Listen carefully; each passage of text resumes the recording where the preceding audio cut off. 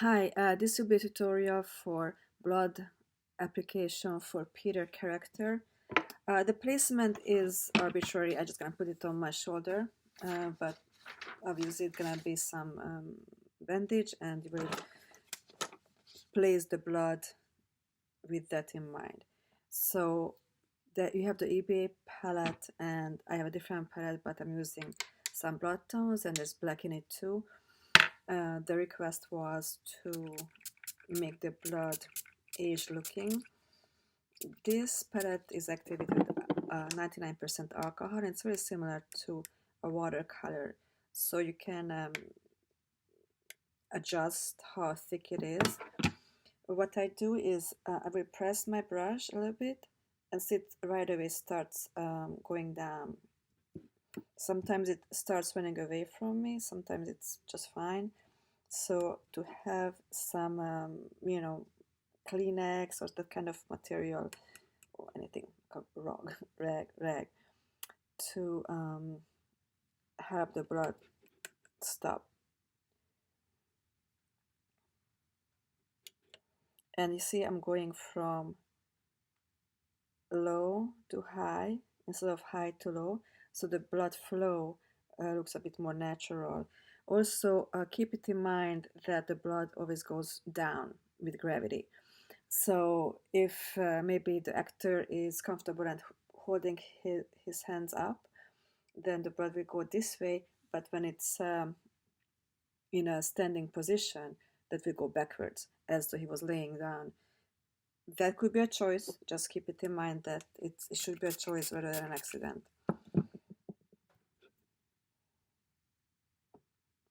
And I just apply some more here. There are a few different colors. Make sure, see how, because I'm using a bruise palette, so this is a bit more purple. Now I'm using a bit more on the brickish tone. This one's called Aged Blood.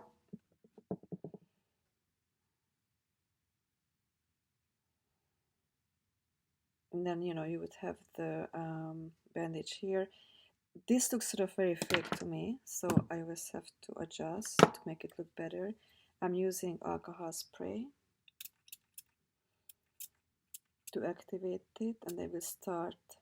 Go slow with this because it takes a minute for them to start blending together. I just recently discovered this genius technique.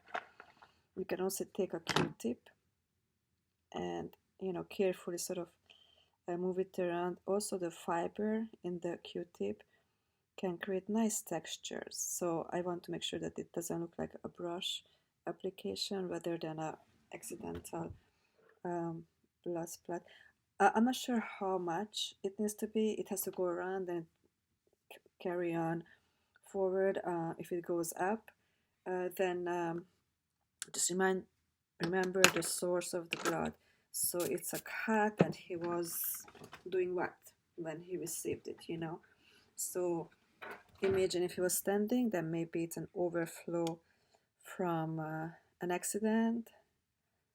So you just sort of ran, or it could be like, somebody touched it or whatever. Just think of why is that blood there other than dramatic effect, what was the story of the blood. Previously I made a sponge that I tore in half and not cut off, but tore off the edges. So this could be another good texturizing application method. Okay, there we go. So when I add more alcohol color, it also can sometimes use a remover. And messy is good in this instance. Messy is gonna make it look a bit more scary perhaps.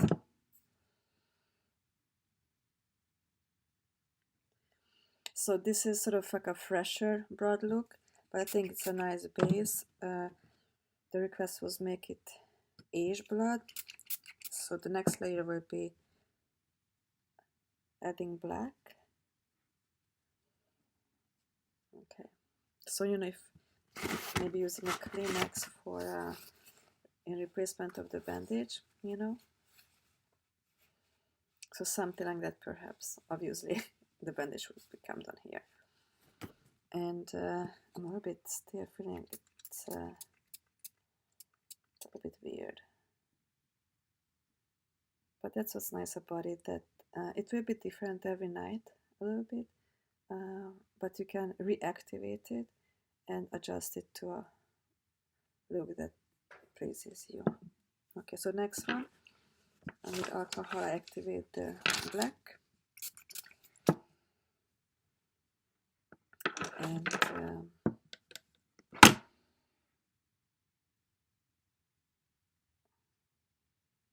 so randomness is important. Sometimes it's hard to recognize, okay, this is enough, you know. Sometimes you want to do more, and then it goes too much.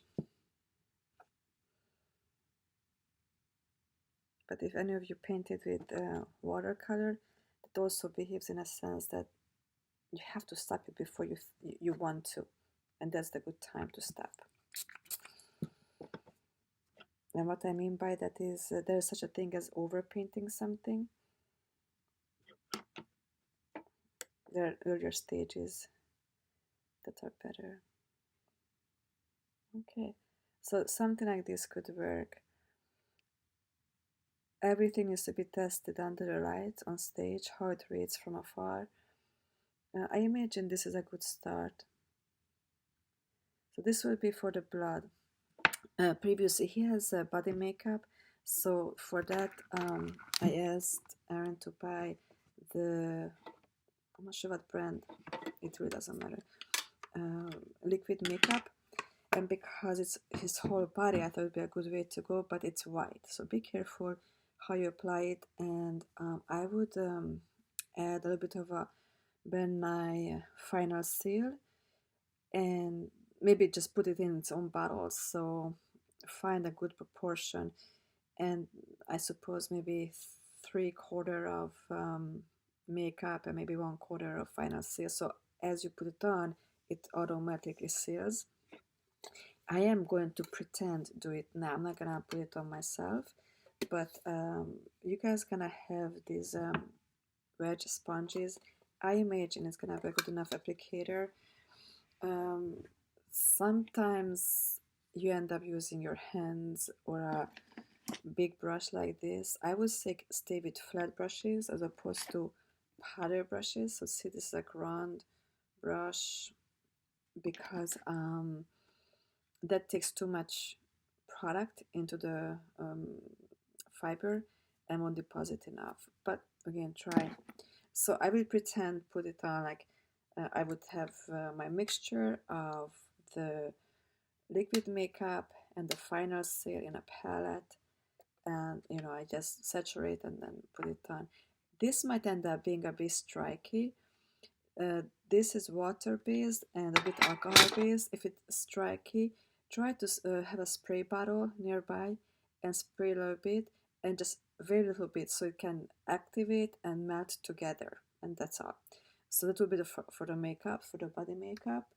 And what else does he have? Oh, dirt, right? I think, yeah, he has dirt. So in some of the other tutorials I already showed it, but I will show it again. You can take maybe a CD palette or another palette, and you have the liquid dirt, put a little bit on the palette, take a big brush, and go crazy with it. Now, so that's why the layer is important. So previously he got the white makeup with the sealer, and this one goes on, but this also works as a remover because it's alcohol based. So be mindful how you put it on and just see what's going on. I think this is all for here.